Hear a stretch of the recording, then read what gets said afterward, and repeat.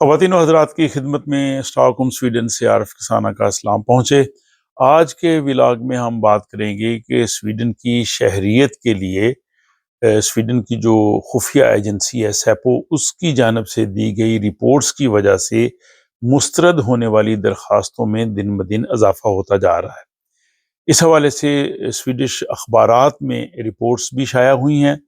اور جو اس حوالے سے تمام تر تفصیلات ہیں وہ آج کے اس ولاگ میں شامل ہیں۔ آپ لوگوں کا ایک مرتبہ پھر شکریہ کہ آپ اس چینل کو سپورٹ کرتے ہیں، اور جن احباب نے ابھی تک اس چینل کو سبسکرائب نہیں کیا ان سے گزارش ہے کہ وہ اسے ضرور سبسکرائب کر لیں۔ سویڈن کی خفیہ ایجنسی سیپو کی جانب سے نیشنلٹی کے لیے دی گئی درخواستوں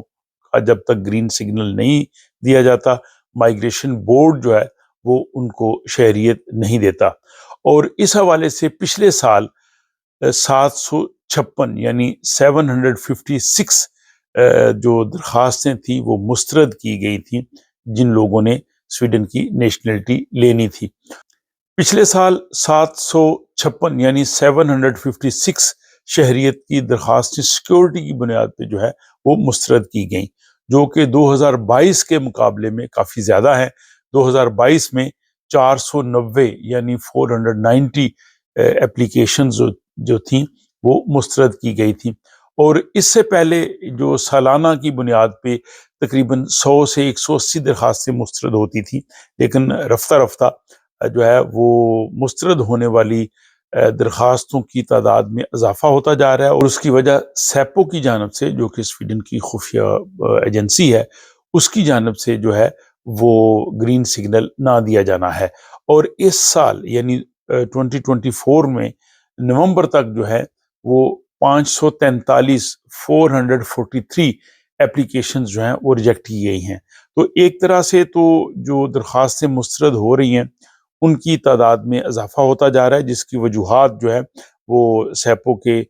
جو ڈائریکٹر ہیں وہ بتاتے ہیں، جس کی تفصیل آگے آ رہی ہے۔ لیکن اگر آپ دوسری جانب دیکھیں تو ہر سال 70 سے 90 ہزار لوگ جو ہیں وہ ان کو سویڈن کی نیشنلٹی دی جاتی ہے، تو بہت بڑی تعداد جو ہے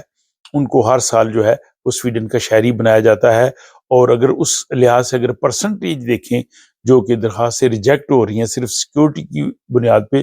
وہ بہت کم ہے، لیکن اگر اس کا موازنہ گزشتہ سالوں کی بنیاد سے کیا جائے تو ان میں جو ہے وہ اضافہ ہوتا جاتا ہے۔ اب سیپو کے مطابق درخواستیں اس وقت ریجیکٹ کی جاتی ہیں جب کسی شخص کے بارے میں یہ شبہ ہو کہ وہ اس کے تعلقات جو ہے وہ جاسوسی کے حوالے سے یا دہشت گردی کے حوالے سے مختلف تنظیموں سے یا ممالک سے ہو سکتے ہیں،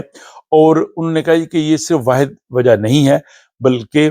جو جس درخواست گزار ہے اس کی دیگر سرگرمیوں کا بھی جائزہ لیا جاتا ہے، اس کے تعلقات کا جائزہ لیا جاتا ہے، کن لوگوں کے ساتھ اس کا ملنا ہے، کون سی تنظیموں کے ساتھ اس کا آنا جانا ہے، اس کا پس منظر کیا ہے، تو اس کے بارے میں تمام تر معلومات حاصل کرنے کے بعد پھر جو ہے وہ سیپو فیصلہ کرتی ہے۔ اس حوالے سے جو سیپو کے ترجمان ہیں گابرائل وینسٹڈ، ان کا یہ کہنا تھا کہ مختلف ذرائع سے جب ہمیں معلومات ملتی ہیں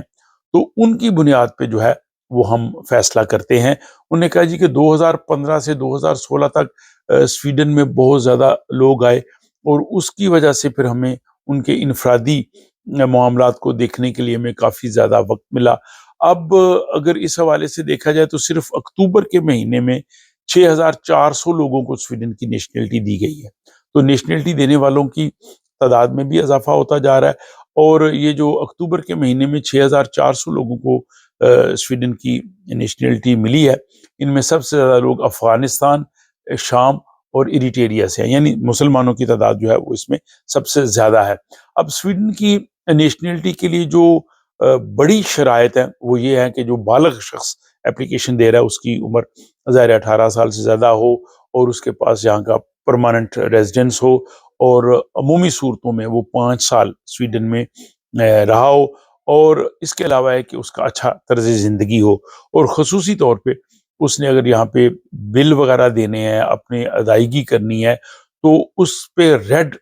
نشان نہ ہو، یعنی اس کا کیس جو ہے وہ سویڈن کا جو کرونوفوگدن محکمہ ہے، ترکی کا محکمہ ہے، ان کے پاس نہ گیا ہو، تو یہ ایک بہت امپورٹنٹ چیز ہے۔ اور اس کے علاوہ وہ جیل میں نہ گیا ہو، اسے کسی جرم میں جیل کی سزا نہ ہوئی ہو، اور اس طرح کی چیزیں جو ہے وہ بڑی امپورٹنٹ ہیں۔ ان کا جو ہے وہ سیپو کی جو چیکنگ ہے اس سے تعلق نہیں، یہ جنرل معلومات ہیں۔ اور ظاہر ہے جس کو نیشنلٹی ملتی ہے تو اس کو بہت سے یہاں پہ جو ہے وہ میرٹس یا فوائد ہیں۔ ایک تو یہ ہے کہ وہ سویڈش پاسپورٹ پہ دنیا کے بہت سے ملکوں میں آ جا سکتے ہیں، یہاں پارلیمنٹ کا ووٹ دے سکتے ہیں، اور یہاں پولیس، سیکیورٹی اور دوسرے اداروں میں جو ہے وہ جاب بھی حاصل کر سکتے ہیں۔ اب سیپو کی جانب سے یہ جو اپلیکیشنز ریجیکٹ کی جاتی ہیں تو اس پہ بہت سی تنقید بھی ہوتی ہے کہ بہت سے لوگوں کو ہے وہ بہت دیر تک انتظار کرنا پڑتا ہے، اور پھر اس کے بعد وہ ان کی وجوہات بھی جو ہے وہ شخص کو اس طرح سے نہیں بتائی جاتی کہ کن وجوہات کی بنا پہ جو ہے وہ ریجیکٹ کیا جا رہا ہے۔ لیکن اگر کسی کی شہریت کی درخواست ریجیکٹ کر بھی دی جائے تو اس کو سویڈن سے نہیں نکالا جا سکتا۔ اگر اس کے پاس یہاں کا مستقل ویزا ہے، پرماننٹ ریزیڈنس ہے، تو وہ سویڈن میں رہ سکتا ہے۔ اب اس حوالے سے جو حکومت ہے وہ ان اقدامات کو مزید سخت کرنا چاہتی ہے، کیونکہ حکومت کی جو حامی جماعت ہے سویڈش ڈیموکریٹس، وہ یہ چاہتے ہیں کہ ان قوانین کو مزید سخت کیا جائے، جس کے حوالے سے میں نے آپ کو بتایا بھی ہے کہ ایک انکوائری کمیٹی کام کر رہی ہے جو کہ جنوری میں نئے جو ہے وہ قوانین کا ڈرافٹ حکومت کو پیش کرے گی، اور اس کے بعد جو ہے وہ حکومت ان پہ عمل درآمد کرے گی۔ ان کی تفصیلات ظاہر ہے وہ بہت جلد سامنے آ جائیں گی۔ تو یہ ایک امپورٹنٹ اور بہت ہی حساس اور پیچیدہ موضوع ہے، خصوصاً سیپو کی جانب سے جن لوگوں کی نیشنلٹی کی درخواستوں کو روکنا۔ تو اس میں بہت سے لوگ جنہوں نے اپلیکیشنز دی ہے یا دینی ہے وہ بھی اس حوالے سے تھوڑے فکر مند ہو سکتے ہیں۔ تو آپ بتائیے کہ اس موضوع کے حوالے سے آپ کی کیا رائے ہے؟ کیا آپ سمجھتے ہیں کہ یہ اقدامات سویڈن کی سیکیورٹی کے لیے ضروری ہیں یا یہ حقوق انسانی کی خلاف ورزی ہیں؟ آپ اپنی رائے جو ہے وہ کمنٹ باکس میں ضرور لکھیے گا، اور